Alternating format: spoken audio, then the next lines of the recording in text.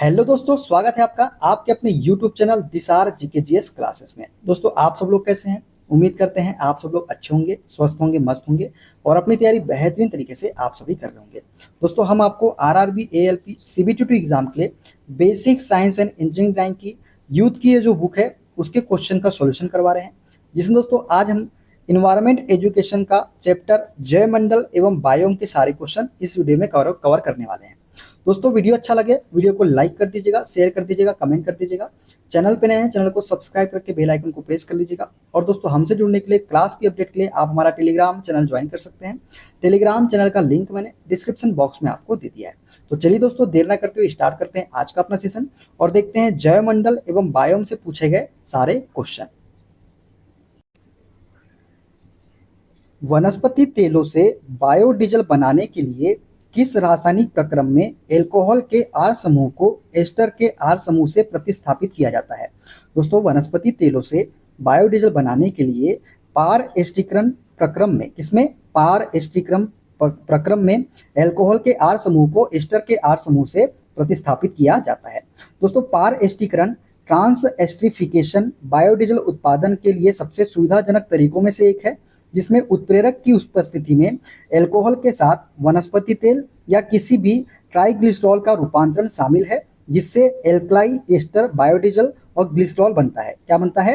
एल्कलाइल ester और glycerol. ठीक है, देखते हैं अगला क्वेश्चन। निम्न में से किस प्रक्रिया के कारण मृदा में सीसा और पारा जैसी भारी धातुओं का संचय होता है? तो दोस्तों, वह प्रक्रिया जिसके कारण मृदा में सीसा और पारा जैसी भारी धातुओं का संचय होता है वह कहलाती है औद्योगिक अपशिष्टों का अनुचित निपटान। क्या कहलाती है? ऑप्शन नंबर बी इसका करेक्ट आंसर हो जाएगा। दोस्तों, औद्योगिक अपशिष्टों के अनुचित निपटान के कारण मृदा में सीसा और पारा जैसी भारी धातुओं का संचय होता है, जिसकी उपस्थिति मनुष्यों के लिए अत्यधिक विषाक्त बना सकती है। ये धातु कई स्रोतों से उत्पन्न हो सकती है, जैसे खनन गतिविधियां, कृषि गतिविधियां, इलेक्ट्रॉनिक अपशिष्ट और चिकित्सा अपशिष्ट। इन सबसे ये क्या है? उत्पन्न हो सकती है। ठीक है, देखते हैं अगला क्वेश्चन। जीवाश्म ईंधनों की तुलना में सौर ऊर्जा का उपयोग करने का मुख्य लाभ क्या है? दोस्तों, जीवाश्म ईंधन की तुलना में सौर ऊर्जा का उपयोग करने का मुख्य लाभ है सौर ऊर्जा प्रकृति में प्रचुर मात्रा में उपलब्ध है और नवीकरणीय होती है। तो ऑप्शन नंबर बी इसका करेक्ट आंसर हो जाएगा। दोस्तों, जीवाश्म ईंधन की तुलना में सौर ऊर्जा का उपयोग करने से कई लाभ होते हैं, जैसे सौर ऊर्जा प्रकृति में प्रचुर मात्रा में उपलब्ध होती है तथा पर्यावरण के लिए भी हानिकारक नहीं है। और सौर ऊर्जा कैसी ऊर्जा है? तो नवीकरणीय ऊर्जा का उदाहरण है सौर ऊर्जा। ठीक है, देखते हैं अगला क्वेश्चन। कौन सी प्रौद्योगिकी विद्युत रासायनिक प्रक्रम के माध्यम से प्रचालित होती है जो हाइड्रोजन गैस और ऑक्सीजन में संग्रहित ऊर्जा को दहन के बिना विद्युत ऊर्जा में रूपांतरित करती है? तो दोस्तों, ये है हमारी हाइड्रोजन ईंधन सेल। हाइड्रोजन ईंधन सेल जो है दोस्तों, ये विद्युत रासायनिक प्रक्रम के माध्यम से प्रचालित होती है, जो हाइड्रोजन गैस और ऑक्सीजन में संग्रहित ऊर्जा को दहन के बिना विद्युत ऊर्जा में क्या करती है? रूपांतरित करती है। तो ऑप्शन नंबर बी इसका करेक्ट आंसर हो जाएगा। दोस्तों, हाइड्रोजन ईंधन सेल प्रौद्योगिकी के अंतर्गत विद्युत रासायनिक प्रक्रम के माध्यम से हाइड्रोजन गैस और ऑक्सीजन में संग्रहित रासायनिक ऊर्जा को दहन के बिना सीधे विद्युत ऊर्जा में रूपांतरित करती है और इसके साथ जल और ऊष्मा भी उत्पन्न होती है। ठीक है, देखते हैं अगला क्वेश्चन। जीवाश्म ईंधन के जलने पर उत्सर्जित होने वाले कार्बन, नाइट्रोजन और सल्फर के ऑक्साइड डैश होते हैं? दोस्तों, जीवाश्म ईंधन के जलने पर उत्सर्जित होने वाले कार्बन, नाइट्रोजन और सल्फर के ऑक्साइड जो है ये अम्लीय ऑक्साइड होते हैं। कैसे ऑक्साइड होते हैं? अम्लीय ऑक्साइड होते हैं। जीवाश्म ईंधन को जलाने पर उत्सर्जित होने वाले कार्बन, नाइट्रोजन तथा सल्फर के ऑक्साइड अम्लीय ऑक्साइड होते हैं। इनसे अम्लीय वर्षा होती है जो हमारे जल तथा मृदा के संसाधनों को प्रभावित करती है। ठीक है, देखते हैं अगला क्वेश्चन। जीवाश्म ईंधन ऊर्जा के डैश स्रोत है? दोस्तों, जीवाश्म ईंधन ऊर्जा के क्या स्रोत है? तो दोस्तों, ये जो है गैर नवीकरणीय स्रोत है। तो ऑप्शन नंबर डी इसका करेक्ट आंसर हो जाएगा। जो जीवाश्म ईंधन है ये गैर नवीकरणीय ऊर्जा का स्रोत है।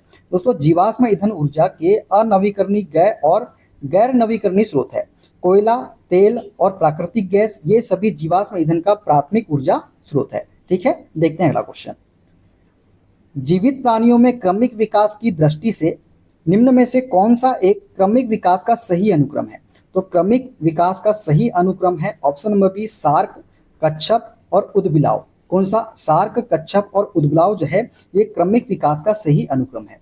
दोस्तों परंपरागत द्विजगत वर्गीकरण का स्थान अंततः विटेकर द्वारा सन 1969 ईस्वी में प्रस्तावित 5 जगत प्रणाली ने ले लिया। इसके अनुसार समस्त जीवों को निम्नलिखित 5 जगत में वर्गीकृत किया गया: मोनेरा, प्रोटिस्टा, पादप, कवक एवं जंतु। मोनेरा जगत में सभी प्रोकैरियोटिक जीव अर्थात जीवाणु हो गया, साइनोबैक्टीरिया हो गया तथा आर्कीबैक्टीरिया सम्मिलित किए जाते हैं। तंतुमय जीवाणु भी इसी जगत के भाग है। प्रोटिस्टा जगत में विविध प्रकार के कोशिकीय प्रायः जलीय यूकेरियोटिक जीव सम्मिलित किए गए हैं इसमें प्रोटिस्टा जगत में। ठीक है, देखते हैं अगला क्वेश्चन।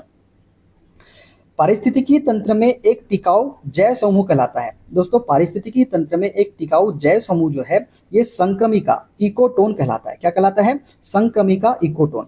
दोस्तों जीवों और वातावरण के मध्य स्थापित होने वाले अंतः संबंध और निर्भरता पर आधारित पारिस्थितिक तंत्र की संकल्पना एजी टांसले ने की थी। पारिस्थितिक तंत्र में वातावरण या उसके घटकों में आने वाले कुछ छोटे परिवर्तनों को समायोजित करने की स्वचालित क्षमता होती है, जिसे होम्योस्टेसिस हम कहते हैं। पारिस्थितिक तंत्र में टिकाऊ जैव समूह संक्रमिका या इकोटोन कहलाता है। इकोटोन दो बायोम के मध्य का संक्रमणकालीन या अतिव्यापक क्षेत्र है जिसमें दोनों बायोम के जंतु तथा पादप पाए जाते हैं। अनुक्रमण या सक्सेशन उसे कहते हैं जिसमें एक जैव समुदाय का स्थान कालांतर में दूसरे जैव समुदाय द्वारा ग्रहण कर लिया जाता है, जबकि चरम अवस्था या क्लाइमेक्स में एक प्रजाति द्वारा दूसरे का अनुक्रमण समय के साथ मंद पड़ जाता है तथा धीरे धीरे प्रजाति निश्चित स्वरूप प्राप्त कर लेती है। ठीक है, ये सभी आपको याद रखना है। देखते हैं अगला क्वेश्चन। जीवों के विकास इवोल्यूशन के संदर्भ में निम्न में से कौन सा अनुक्रम सही है? तो जीवों के विकास के संदर्भ में जो सही अनुक्रम है वो है ऑप्शन नंबर सी, सालामेंडर, अजगर और कंगारू। दोस्तों जीवों के विकास इवोल्यूशन के संदर्भ में सही अनुक्रम है सालामेंडर, अजगर और कंगारू। ठीक है, देखते हैं अगला क्वेश्चन। एक क्षेत्र के प्ररारोहण में समयांतर क्रमबद्ध परिवर्तन को कहा जाता है। दोस्तों एक क्षेत्र के प्ररारोहण में समयांतर क्रमबद्ध परिवर्तन को हम बोलते हैं अनुक्रमण। क्या बोलते हैं? अनुक्रमण हम बोलते हैं।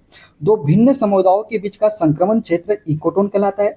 जब एक जैव समुदाय का स्थान कालांतर में दूसरे जैव समुदाय द्वारा ग्रहण कर लिया जाता है तो उसे हम बोलते हैं अनुक्रमण। क्या बोलते हैं? अनुक्रमण बोलते हैं। ठीक है, देखते हैं अगला क्वेश्चन। यूनेस्को द्वारा मैन एंड बायोस्फीयर प्रोग्राम किसके द्वारा? यूनेस्को द्वारा मैन एंड बायोस्फीयर प्रोग्राम की शुरुआत हुई थी। दोस्तों यूनेस्को द्वारा मैन एंड बायोस्फीयर प्रोग्राम की शुरुआत जो है ये कब हुई थी? तो ये 1971 में हुई थी। तो यहाँ सही कर लीजिएगा, ये चारों ही ऑप्शन गलत है। 1971 में शुरुआत हुई थी किसकी? यूनेस्को द्वारा मैन एंड बायोस्फीयर प्रोग्राम की। दोस्तों यूनेस्को द्वारा मैन एंड बायोस्फीयर प्रोग्राम मानव एवं पर्यावरण के मध्य सतत संबंध स्थापित करने हेतु वर्ष 1971 में प्रारंभ किया गया था। ठीक है, देखते हैं अगला क्वेश्चन।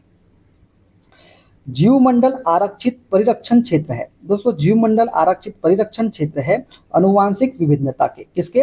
अनुवांशिक विभिन्नता के। दोस्तों जैवमंडलीय आरक्षित क्षेत्र स्थलीय और तटीय परिस्थितिकी प्रणाली में अनुवांशिक विविधता बनाए रखने वाला बहुउद्देशीय क्षेत्र है। अब तक अपने देश में 18 जैवमंडलीय आरक्षित क्षेत्र स्थापित किए जा चुके हैं। इन 18 जैवमंडलीय आरक्षित क्षेत्रों में से 10 को यूनेस्को जैवमंडलीय आरक्षित क्षेत्र के विश्व नेटवर्क पर मान्यता प्रदान की गई है। कितने को? 10 को। ठीक है, देखते हैं अगला क्वेश्चन। निम्न में से कौन सा एक जैविक अनुक्रमण की प्रावस्थाओं का सही क्रम है? दोस्तों जैविक अनुक्रमण की प्रावस्थाओं का सही क्रम है ऑप्शन नंबर ए, नग्नीकरण, प्रवास, आस्थापन, प्रतिक्रिया और स्थिरीकरण। तो ऑप्शन नंबर ए इसका करेक्ट आंसर हो जाएगा। ठीक है, देखते हैं अगला क्वेश्चन। किसी निश्चित क्षेत्र में प्राणियों की संख्या की सीमा जिसे पर्यावरण समर्थन कर सकता है कहलाती है। दोस्तों किसी निश्चित क्षेत्र में प्राणियों की संख्या की सीमा जिसे पर्यावरण समर्थन कर सकता है ये कहलाती है वहन क्षमता। क्या कहलाती है? वहन क्षमता कहलाती है।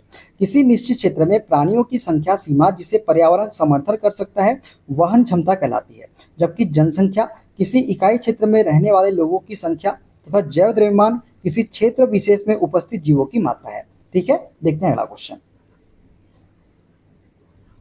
निम्न में से कौन सा जैविक मूल ऑर्गेनिक ओरिजिन का है? तो दोस्तों कौन सा जैविक मूल जैविक मूल का है? तो ये है हमारा मूंगा। कोरल जो है ये जैविक मूल का है। दोस्तों मूंगे छोटे छोटे जलीय जीव होते हैं तथा इनमें सुचारू रूप से जैविकीय पोषण की प्रक्रिया संचालित होती है।